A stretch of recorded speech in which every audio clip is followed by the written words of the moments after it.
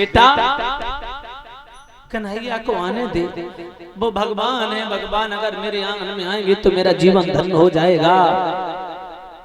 परीक्षित जी रुकुम कहने लगा कुछ भी करो, लेकिन मैं चाहूंगा विवाह होगा, क्योंकि मेरा भी अधिकार है, वो हमारी बहन है। और मैं जानता हूं रिश्ते में साल आया, हमारा तो रिश्तेदार है, पहले से जानते हो कितना बड़ा पैसे वाला है, तुम्हारे जैसों को तो पाने की भी नहीं पूछेगा, लेकिन हम कहेंगे तो मेरी बात मान लेगा। परीक्षित जी ने एक नहीं मानी, भीष्मक रोते रहे, जा करके एक चिट्ठी लिख दी, चंदेरी के रहने वाले साले शिषपाल, मैं अपनी बहन रुक्मिणी का विवाह तुम्हारे साथ करना चाहता हूँ, मगर हमारे पिता हमारे भाइयों की इच्छा नहीं है, वो द्वारकाधीश कन्हैया को चाहते हैं। तुम आना, विवाह करके मेरे उद्देश्य को सफल बनाना, लेकिन आना तो लड़ाकू फौजों को लेके आना, क्योंकि कन्हैया आने की संभावना है। उसने चिट्ठी लिखी, क्या लिखा?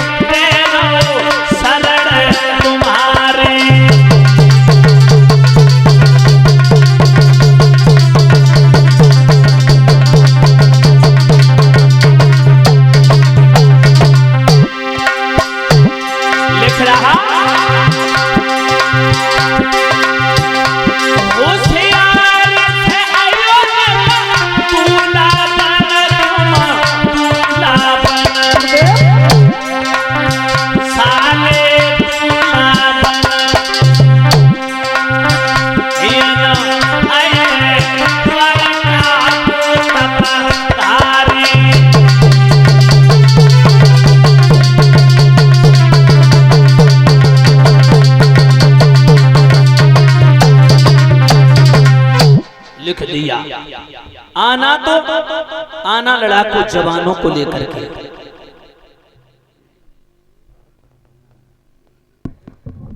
क्योंकि यहाँ पर द्वारकाधीश कन्हैया के आने की संभावना है। वो अगर बुआया तो यहाँ पर विवाद होगा, और विवाद होगा तो फौजों की आवश्यकता पड़ेगी, इसीलिए जवानों को लेके आना साथ में। परीक्षित जी असर्पियों गिन्नियों का ढेर लगा दिया, नाई ब्राह्मणों को भेज दिया। चलते चलते चंदेरी पहुंचे, शिषपाल को खत दिया। शिषपाल के लगा आइए आइए, कहां से आए? नाई ब्राह्मण बोले महाराज हम कुंदनपुर से आए। कुंदनपुर में तो हमारे बहनों ही रहते, रुको। उन्हीं ने भेजा। क्यों भेजा, किस लिए भेजा, काहे को भेजा? जो उनकी बहन है ना, हाँ हाँ जानते हैं, रुक्मिणी वो अपनी बहन रुक्मिणी का विवाह आपके साथ करना चाहते हैं। आपकी क्या राय है शिशुपाल? शिशुपाल के लगा हमारे बहनोई रुक्म अपनी बहन रुक्मिणी का विवाह हमारे साथ। बाजी बा भगवान हमारे जैसे बहनोई सबके हों तैयार हैं, सब तरह से तैयार हैं। बाजी बा रुक्मिणी तो इतनी सुंदर है, मैंने तो ये सपने में भी नहीं सोचा था। और परीक्षित जी वो तो नाचने लगा, खुशी का ठिकाना नहीं रहा हृदय में। जो नीचे हेडिंग पर ध्यान गया कि यहाँ पर द्वारकाधीश कन्हैया के आने की संभावना, चिट्ठी हाथ से छूट गई, जमीन पर गिर गई। बोले कन्हैया आएगा तो कैसे काम चलेगा। लेकिन शिशुपाल के लगा हम 15 दिन पहले से कुंदनपुर को घेर लेंगे, इतनी फौज लेके जाएंगे। कन्हैया के फरिश्ते भी नहीं अंदर आ सकते। उसने परीक्षा दी, देवठान का ध्यान किया। देवठान के 15 दिन बाकी हैं, सोच लगा हम 15 दिन पहले ही से कुंदनपुर को घेर लेंगे। अच्छा एक बात और बताएंगे साथ ही साथ में, जिस भाई बहन की विवाह की मुहूर्त ना सही बन रही हो, विवाह की मुहूर्त ना सही निकल रही हो, तिथि अच्छी ना निकल रही हो, किसी तरीके से अड़चनें पैदा होती हैं ना, कहीं नक्षत्र सही नहीं, कहीं ग्रह सही नहीं, कहीं भद्रा लगी है, कहीं सूर है, इस तरीके से। तो देवियों ध्यान रखना, ये कुछ अबूझ मुहूर्तें होती हैं, अबूझ मुहूर्तें, जिस मुहूर्त के अंतर्गत विवाह करना, समझ लो देवियों, कोई मान के चलो संशय और शंका करने की बात नहीं। हाँ, कौन देवठान और फिलौरा देव, अखतीब और भेड़िया नौमी, ये परीक्षा की 4 अबूझ मुहूर्तें होती हैं पंचांग ज्योतिष शास्त्र में। जो इन अबूझ मुहूर्तों में विवाह करना कोई संकोच करने की बात नहीं, कोई दोष नहीं माना जाता है। इन 4 तिथियों में विवाह कर सकते। पंडित जी कहने ही रहते, बोले 10 साल शादी नहीं बढ़ रही, अगली साल ले जा। अब बेचारे परेशान, एक बिटिया तो तैयार है, दूसरी 5 साल फिर शादी को तैयार है, फिर तो 2 हो जाएंगे हैं? बोले पंडित जी एक और तैयार शादी के लिए। बोले नहीं, अब जब 5 साल को नंबर आओ तो बोले अब जाओ साल ठीक ना, शादी बंद दिखाई रही। उन्होंने कहा अब तो गजब है, 2 बेटियां तैयार शादी को। तो ये अबूझ मुहूर्त होती हैं, देवठान और फिलौरा द्विज, अखतीज और भेड़िया नौमी। इन अबूझ मुहूर्तों में, अबूझ तिथियों में विवाह करना देवियों किसी भी तरीके से कोई दोष नहीं माना जाता है।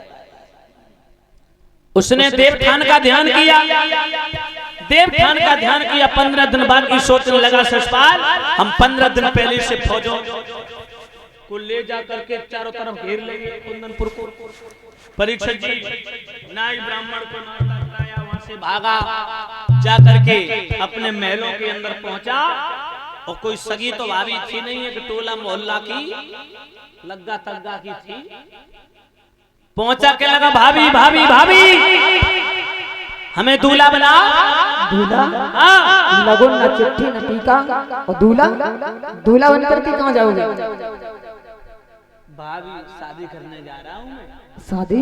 ऐसी देवरानी लाऊंगा तेरे आंगन में, जो अंधेरे में दूर कोने में बैठा दे, दूर से चमकेगी। लल्ला काबा में सूरज फिट होगी क्या? भाइयों शिशुपाल कहने लगा, भाभी ऐसी दुल्हन लाऊंगा, ऐसी देवरानी लाऊंगा, कितने अंधेरे में बैठा दे, दूर से चमकेगी। भाभी कहने लगी, तो का सूरज प्लेट फिट हुई है? बोली इतनी सुंदर है। कौन है लगा, नाम बताओ उसका। बोले हमें तो मालूम है भाभी, हमारी तो बहन की नंद है, हम तो देखी है। कहने लगी, दारी के कड़ी खाए तेरो नाश मिटे चेटका बारो, तू अपनी बहन की नंद के साथ शादी करे? वो रे कल्ला पागल तो नहीं है तू? परीक्षित जी भाभी कहने लगी, वो तुम्हारी बहन की ननद तुम्हारे लिए देवी के समान हुई और तुम उसके साथ शादी करोगे? ये उल्टी गंगा कब से बहने लगी?